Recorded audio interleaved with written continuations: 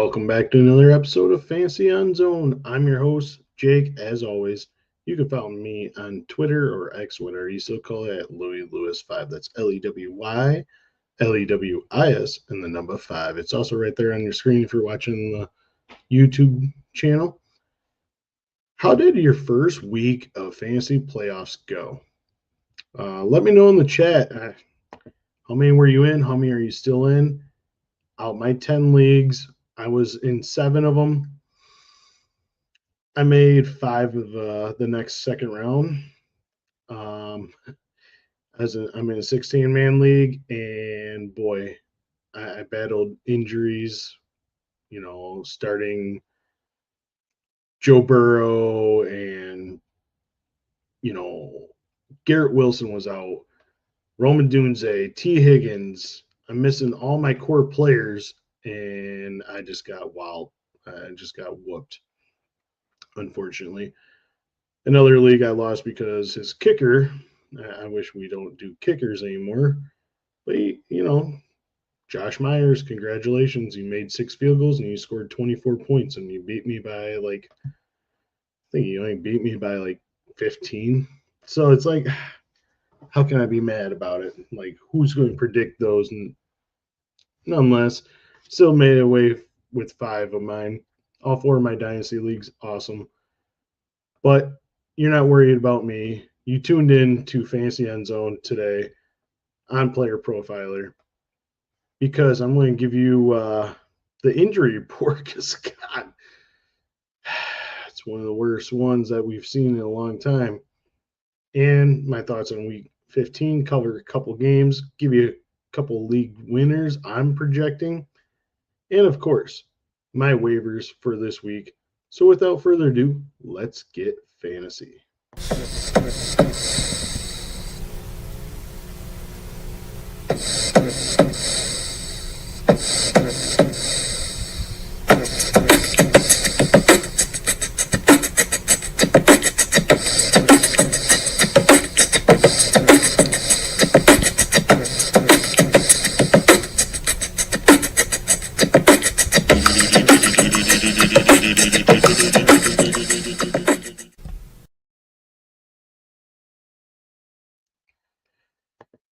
So I said injuries. It wasn't pretty at all, but I'll give you the least pressure guys.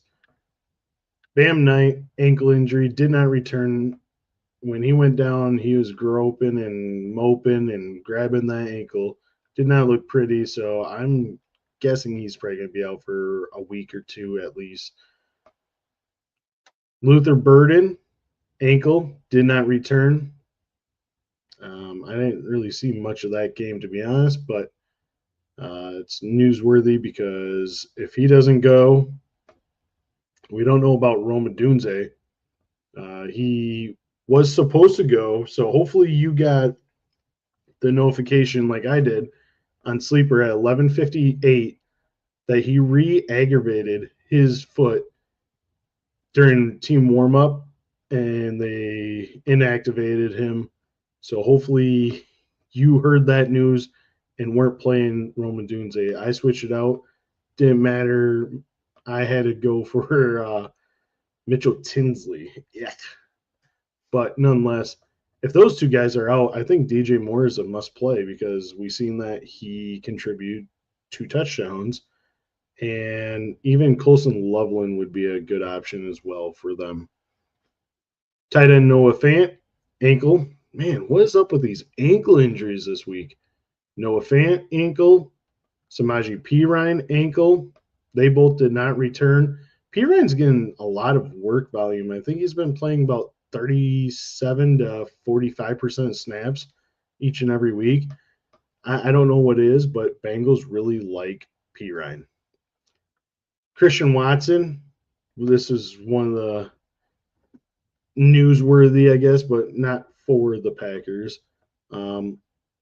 He injured his chest and did not return. It sounds like it's kind of a day-to-day thing. He went to the Denver hospital and stayed overnight. From what I read, nothing came of it. He's still cleared, checked out. and now he's back. I would just pay attention to see if he plays because they do play on Saturday. We do have Saturday games coming up now with the college football season being done, so NFL just takes over Saturdays. Woody Marks, another ankle. Come on. Another ankle. What is that? 1, 2, 3, 4, 5. 5 ankle injuries already alone. But he did not return. I thought he was going to get high work volume like he should have, especially with Nick Chubb not playing. He's going against the Arizona Cardinals. It was a match made in heaven. Unfortunately, he just could not stay healthy. Wide receiver Tyler Lockett injured his wrist, did not return. Not much. I don't think a lot of us are playing him, to be honest. That team's just a dumpster fire. Devin Neal injured his hamstring, and we see what happens to hamstring injuries when you don't come back. I don't think he's going to be playing this week, honest opinion. If you didn't come back in the game, which was a tight game against the Panthers, they did pull off the upset and win.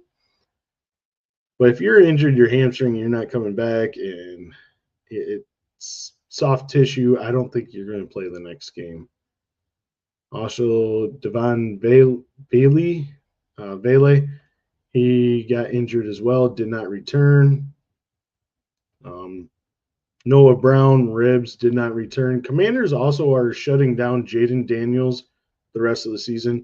I know last week, myself, and Jeremiah, we discussed, do they play him? Do they not? Well, here it is. They're shutting Jaden Daniels down. So that means Marcus Mariota stock goes way up. Terry McLaurin,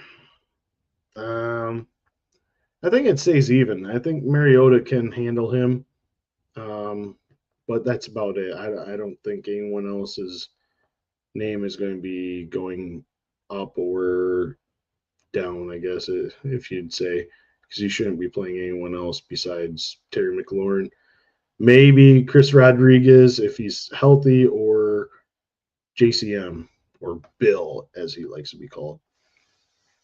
Ricky Pearsall aggravated his PCL once again. I think he's going to miss the rest of the season, to be honest. We've seen that he injured it, and he was out for like 4 to 6 games. Aggravating again, he was just getting going, having 80-plus yards receiving, and then gets hurt once again. Bashaw Tootin, finger. Sounds like he's having surgery. So he's going to be missing a few weeks, how it sounds like from what I read in the reports. So look out for that. Wide receiver Davante Adams, hamstring. We knew going into this game that he injured his hamstring, but was day-to-day. Now he's week-to-week. He pulled up mid-game and grabbed his hamstring on a route. Did not return. If they're smart, they're sitting him at least a couple games. Just because they're playing for a Super Bowl. You're going to need Davante Adams in this game or for your Super Bowl run. So why not just let him get rested? Earlier I talked about injuries. Well, these next two, this first one hits home because I'm a Packer fan. I know he plays defense, but it's going to matter for offensive teams going forward. Micah Parsons tore his ACL. That guy gets held every freaking play, I swear. If you watch the play where he injured his knee, he gets like horse collared and then shoved. It's just how much he has to work through BS of not getting held cold or holding calls against him, I guess you'd say. But that's going to open up. I think they bottled up Bo Nix for the most part right at the beginning. And then once Parsons left, you just seen Bo Nix just explode 4 touchdowns and whatnot. Third down, wide open over the middle because you're not getting pressure to the quarterback. You're not having Parsons or Parsons taking double team, Gary's getting in there, or Vaness or whoever else. So I think going forward, this is going to open up more for the next couple of games. I know they play the Bears is coming, and I don't know off the top of my head who their week 16 for fantasy playoffs is, but that's another guy or team I would be looking at to play their players as well. The most important one, the face of the NFL for the last few years, back-to-back Super Bowl champs, eliminated from playoff contention. And they just lost their commander. Patrick Mahomes suffered a torn ACL to his left knee. Sounds like he already had surgery this morning. It's successful from what I read from Dan Cooper, or Dr. Dan Cooper, I believe. This is just, man. As much as a lot of us probably didn't want to see the Chiefs in the Super Bowl or anything like that, you just hate to see injuries like this. Patrick Mahomes, week 15, getting injured. Now, when does he come back? Does he come back? Does he start next year's season on the PUP list for the first 4 to 6 games? You just hate to see this so late. We've seen all the greats. I mean, you've seen Tom Brady tore his ACL before. I think Mahomes will get through it, and I think Parsons will too. It's just these two guys are the face of the franchise or the NFL and their franchises now.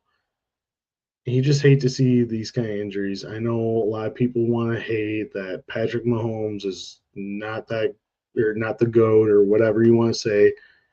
Tom Brady is, but you don't want to see injuries, because what does that do? You got Gardner Minshew starting.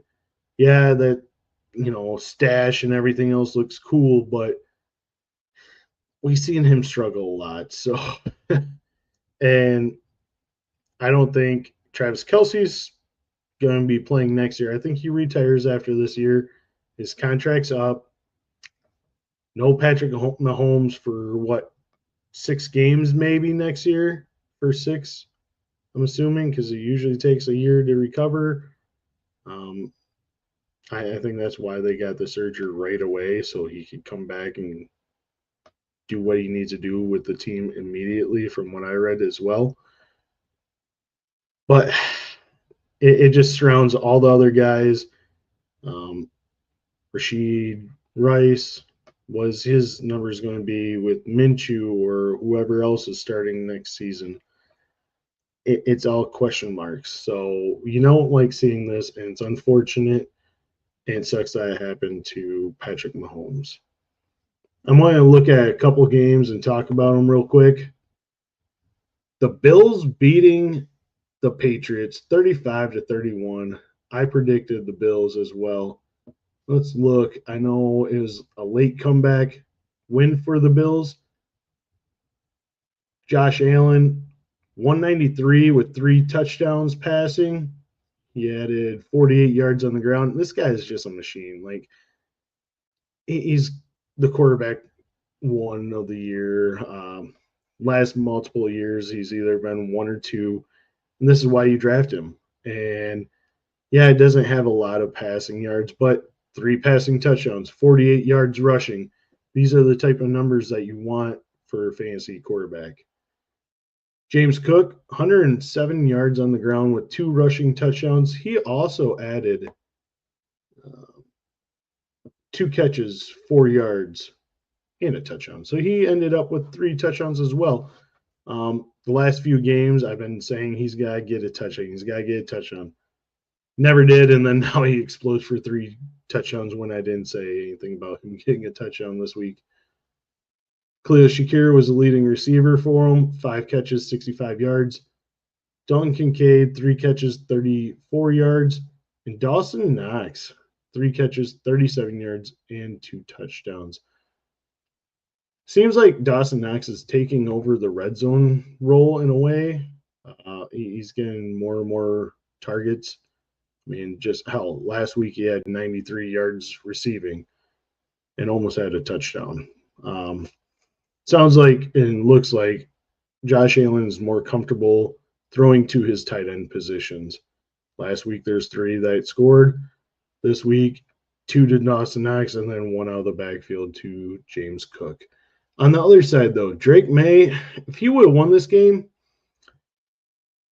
MVP type name should be mentioned for that. He didn't pass for crap, 155 yards and an interception, but he did add 43 yards on the ground with 2 touchdowns. This is what, again, you like to see for your rushing quarterbacks. You're giving you the rushing ability and giving you more fantasy points. Sticking with rushing, Travion Henderson, man. This is what we've been wanting and waiting for. 148 yards, 2 touchdowns. Thank you, Vrabel, for keeping him in the game. This is exactly what you're going to get from him. At receiving, man, it's been really wishy-washy for the receiving game. Mac Hollins, 4 catches, 41 yards. Booty, 1 catch, 30 yards. Stefon Diggs, 3 catches, 26 yards. Hunter Henry, 1 catch, 18 yards. If you don't know, I also have a show, Fantasy Endzone. We also produce a start sits, my co-host Bill and myself. I had Hunter Henry as my sit of the week last week, so hopefully you tuned into that. It comes out every Friday morning, wherever you get your podcasts. Let's talk about the other big game, Lions versus Rams. Rams won 41-34. Jared Goff, man, he could potentially be a league winner, I feel like. 338, 3 touchdowns, but a lot of it was due to Jahmyr Gibbs getting bobbled up and only having 38 yards on the ground. Thank you a lot for the time when I actually need you, Jahmyr Gibbs, to score or catch a bunch of balls. I mean, you caught 4 balls, 20 yards. That's the league that I lost by 15, and you only got like 9 points. Not something you want to see. But at wide receiver, St. Brown, 13 catches, 164, 2 touchdowns. Jameson Williams, I predicted, again with my start sits, he was my start of the week, one of my starts of the week. 7 catches, 134, 1 touchdown. Huge week for him. Hopefully you tuned in and started him with me. On the other side, Rams, MVP. This is my MVP. I mean, how can you not? You're 11-3 for a team. Matthew Stafford, 368, 2 touchdowns, 1 interception. Yeah, whatever about the interception, but 368 and 2. Damn. Kyron Williams, he just keeps trucking along. He had 2 early scores in this game, 78 yards and 2 touchdowns. Blake Corum, this guy, he gets very scarce opportunities. And, yeah, he had 11 rushes, 71 yards, and a touchdown. He's a sneaky play to be added on your rosters. Puka Nacua, though, 9 catches, 181. Just imagine if he had those 2 touchdowns this week like he did last week. Oh, my gosh. What a year it could be for him. Colby Parkinson, 5 catches, 75 yards, and 2 touchdowns. Give those to Puka Nacua. We want him more. And like I said, Davante Adams did come up limping and grabbing his hamstring. 4 catches, 71 yards before he exited. I don't know if I really should talk about this. I'll talk about one more game real quick, and then we'll get into my league winner take. The Vikings and Cowboy game. I did not see the Vikings winning 34-26. JJ McCarthy, I still don't. I'm going to say I still don't believe in him. Just some of the throws he does, and you have the best wide receiver in the game. One of them, him and Jamar Chase. I don't know which one I like more. Jamar Chase, obviously, because that's his helmet right there. And you don't get him the ball. There's something wrong with that. Yeah, you threw for 250, 2 touchdowns, 1 interception. You also had a touchdown on the ground with 15 yards. Aaron Jones held to 34 yards rushing. Your leading receiver, TJ Hockenson, 4 catches, 66 yards. Jordan Addison, 2 catches, 66 yards. Jalen Naylor, 3 catches, 47 yards, 2 touchdowns. Aaron Jones, 3 catches, 31 yards. And then you have your star making wide receiver, 2 catches, 22 yards. In a couple weeks, you're going to hear maybe his name as the biggest bust of the year. I don't know. I don't know what to say about him. When you have your best player only getting 2 catches for 22 yards, I don't know how you won that game. I really don't. When you are and you scored 34 points, you need to get him the ball. He has been terrible the last year, or not year, but this year he's been actually terrible in my eyes, not getting the ball. Cowboys, Dak Prescott almost has 300 yards passing, no touchdowns, nothing. That is bad too. Unfortunate for him. Javonte Williams, 91 yards and a touchdown. Malik Davis, 21 yards, touchdown as well on the ground. George Pickens struggled in this game, 3 catches, 33 yards. But CeeDee Lamb did clear concussion protocol just in time. 6 catches, 111. That's what you like to see out of your alpha number 1 wide receiver. Now, before I get into my league winners take, let's hear a word from the Podfather.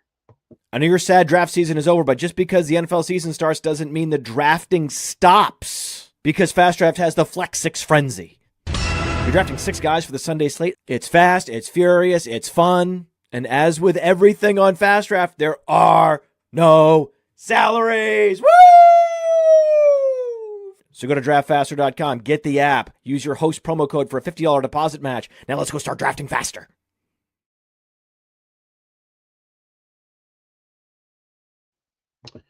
Yeah, go ahead and download Fast Draft. Use promo code Lewis, Lewis. You can join me and others from Player Profiler. Plus, I just took home the championship, number 1, $500 in the Flex 6 Frenzy. So join me this week. Take me on. Take my crown. Actually, don't take my crown because I'm going to still come back in first. But, of course, always look for us playing against us, drafting against us. It's fun, exciting. Try to compete with me this week. I will be in a lot of them. All right, so I'm going to give you, I think, a league winner at each position this year. Right now, I know they already played their week 1 of fantasy playoffs, but they got 2 more good games I really like. At the quarterback position, I really like Brock Purdy. His matchups the next 2 weeks, facing the Colts that seem to be without Sauce Gardner, which is a huge plus for quarterbacks and opposing wide receivers, and finishes with the Chicago Bears. You know, this week, Brock Purdy is quarterback 4 on the week. I think these next 2 matchups, he could be easily top 10, top 8 for sure in fantasy points. So I really like him going forward. I think he could be a league winner. Another guy I really like was Jared Goff because, man, they play in domes, I think, the rest of the season too. My running back, is Travis Etienne. I mentioned his teammate earlier, rookie Vishal Tootin, is out for a few weeks having finger surgery. So the Jags will lean heavily on Etienne, just like they did this week. He is running back 3 on the week. Quietly, it seems really weird, but quietly, he's RB10 on the year. And his next 2 opponents, the Broncos, which could be challenging, but he's going to produce in the receiving game as well. And we just seen Josh Jacobs have huge success against him, against the Broncos, catching the ball. I mean, that was amazing catch by Josh Jacobs for the touchdown, rushing for 40-yard touchdown run. We see ETN can explode at any time. So I really like ETN this week. And next week he finishes, or the following week, he finishes with the Colts as well. So I really like them leaning on him, and I think he could be a league winner this year. At wide receiver, again, all this man does is catch touchdowns. Much like Etienne, his teammate, Ricky Pearsall, is going to probably miss the rest of the season, injuring his PCL. Juwan Jennings, I think the sky is the limit for him with Brock Purdy. I already said, they play the Colts without Sauce Gardner and the Bears. I really like the matchup for Juwan Jennings, and he's been catching touchdowns left and right. Yeah, he only had 3 or 4 catches this past week, but 2 touchdowns. And that's going to head up going into your fantasy playoffs. So I really like Juwan Jennings as a potential league winner for you the next 2 games. Kyle Pitts, do I really have to say more? I mean, I said it before him, before this week, that he's going to explode. And sure the hell did. He exploded for 50 fantasy points.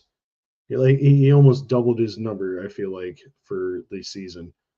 But, okay, last week, yeah, he scored 50 points. What did he do the last couple weeks before that, though? You look at it, 7 catches, 82 yards, 6 catches, 90 yards. And I don't think Drake London's coming back the rest of the season. So much like Juwan Jennings, Etienne, his teammates are hurt, meaning he's going to get high work volume, high targets from Kirk Cousins going forward. We just seen, he had a monster game this week as tight end 1. Actually, he might have been, tight end 1. I think that's the highest tight ends ever scored in a week, 50 fantasy points. But definitely is my, I guess, fantasy winning tight end. I know I'm making this show a little quicker. It is my daughter's birthday. I'm recording on Monday. I got to try to get this in and out and go celebrate with her. Family, obviously, we've been grinding all season long. We are just finishing up week 15 today. So I got to spend time with my family when I can. And happy birthday to my kiddo. But here are my waivers this week. My number 1, it's been constantly, and I'm pounding the table. I want to hit it so hard. Jacoby Brissett. He's available in 50% of leagues. Since being named the starter, quarterback 7, 12, 10, 10, 4, 8, 9, 12, and 12. He finished as 12 against Houston Texans defense. Houston Texans defense is one of the best defenses. We've seen them, give ruckus to Josh Allen, making him turn over the ball like 4 times in that game. Patrick Mahomes, before his ACL injury, held him in check. They've been holding every single quarterback. I think the week before was Jalen Hurts, I think, just nonstop. And this is what you should be looking for. If he produced 12 or quarterback 12 numbers against one of the top defenses, imagine what he could do the next 2 games. The Falcons, yeah, they're not really playing for anything besides self-pride. But the Bengals in championship week, that's a match made in heaven. We see the Bengals. They give up so much points. They just gave up 24 points and scored 0. Just imagine if it's a shootout game. Just imagine if it's a shootout game, back and forth.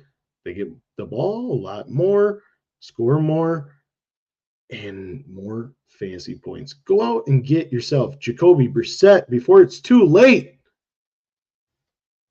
Quarterback 2, Caleb Williams. I know he's available only in 32% of leagues. He's currently quarterback 10 on the year. Next 2 games, faces the Packers, but they're without Micah Parsons. They're without Micah Parsons, okay? If you watch that game, Bo Nix looked like he struggled before getting Parsons injured, and then he started picking apart the defense, having time, didn't feel rushed. 3rd and 10, 3rd and 14. Oh, let me throw a touchdown, pick you guys apart, Packers. And that's exactly what he did. So if Bo Nix could do it, so can Caleb Williams. I'm going to just say that. And then you follow it up with a game against the 49ers. That could easily be a shootout. So I'm looking at that game as a huge bonus week as well. At running back, Michael Carter, available in 90% of leagues. There's no Benson, no Bam Knight probably. DeMarcado only played 11% snaps. Carter is currently RB 18 on the week, played 80% of snaps. So I'm looking at Michael Carter to be added to my roster if I'm in need of running back support. My number 2 running back, Blake Corum, 41%. I just really like him. I mean, just a change of pace back. I feel like the Rams are going to start slowing things down right now with the injury to Davante Adams, maybe mix in. But they're also going to throw a lot to Puka, Kobe Parsons, and whatnot. But I really like Blake Corum as a change of pace back. Another running back, Chris Rodriguez. I know he didn't play this week, and JCM had a great week. But going into it, he was a late cut, late inactive. Sorry. He was late inactive. I think it's going to be more of 50-50, maybe 55-45 in favor of Rodriguez. But I really like both of those guys as well. Audric Estime, another guy to be on the lookout. It's getting kind of fringier, but I don't think Devin Neal plays this week with the hamstring injury, and we already know Alvin Kamara's not going to play, and we know Kendre Miller's out for this season. So next man up is Audric Esme. I think he caught like 5 balls as well, so he adds volume to the passing game as well. LaQuint Allen, another guy maybe to look out for just in case. He's one of their best pass blocking running backs for the Jags. 2 and out, you never know. Those are 2 desperate ads though. Wide receiver, A.D. Mitchell, 64% of leagues. He might not be my number 1. I think he's my number 3 wide receiver this week. He's currently number 14 on the week, but he has 6, 7, 13, 6, and 9 targets. So I'm looking at those, and that's something that you really want for, I guess, wide receiver on a bad team. Just keep on getting hyper targeted. So I really like him going into next round of playoffs. Chris Godwin, 31% of leagues he's available. He's coming back. He just scored. We just seen that Baker can get the ball to Mike Evans. I think he's going to start feeling comfortable. I don't know how the hell you still lose against against Falcons. Oh, sorry, Kyle Pitts. Sorry, 50 points. Well, he's another guy though I'm adding is Chris Godwin and Jaden Reed, 54% of leagues. We don't know what Watson, if he's going to be healthy or not, but I feel like they're going to lean heavily on Reed. We've seen him blow up for massive weeks. He might be more of a best ball play, but I really like him as well. A couple other guys I like is Isaiah Bond, maybe getting more playing time, and Jack Betch. He's played 82 and 81% snaps in the last 2 weeks, so he's getting more targets and playing time. Now for my tight ends, Parkinson, just he's tight end 4 on the week. Adams is not probably going to play. He's week to week. I don't think he's going to be playing the rest of the season or the last 2 games, meaning it should be wide open underneath for Parkins to get the volume behind Puka Nacua and get the short intermediate routes. He just blew up for 2 touchdowns this week. So look for Parkinson's on your free agency. Oh, he's only owned in 8% of leagues as well. So he's widely available. Dalton Schultz, 54% of leagues he's available. It's another guy you should be looking out for if you have to pivot from Travis Kelce or somebody, those 2, or Theo Johnson, my number 3 or tight end, 63% of leagues. I'm looking at those guys over probably Travis Kelce with no Patrick Mahomes. I just don't know what to expect. And I got to look into it for myself because I got Travis Kelce in a couple of my playoff leagues teams. But thank you for tuning in. That is a wrap of Fantasy Endzone. If you enjoyed the show, give it a thumbs up, like, follow, subscribe. If you have any questions, don't be afraid to hit us up. You could follow me at Twitter or X, whatever you call it, at LouisLewis5. Again, I will have my start sits coming out on Friday. My co-host on Friday mornings, Bill. So tune in for that where you get your podcast. You could also check this out where you get your podcast. Click the bell notification, review us. Review us here at Player Profiler. Helps the channel grow. And until next week, I will see you fantasy heads later. Peace. From the Podfather to you, I deeply appreciate you tuning in. And many ask, what can I do? What can I do to help support the host, the research they do, the production costs? Go to PlayerProfiler.com, Dynasty Deluxe, World Famous Draft Kit, Rankings, DFS Dominator, and of course, data analysis. Subscribe to any one of those, and you support all of us and take Player Profiler to the moon.